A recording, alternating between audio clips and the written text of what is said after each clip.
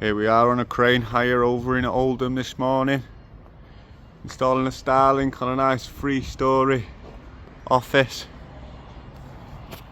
They did have fibre, however, because of the yard, they kept cutting through the cable.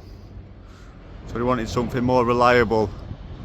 We've showed up, installed a Starlink on a 12x12 galvanised bracket, a little 2-foot mast,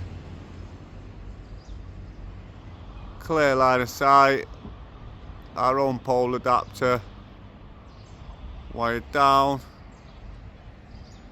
and through into the comms room in there.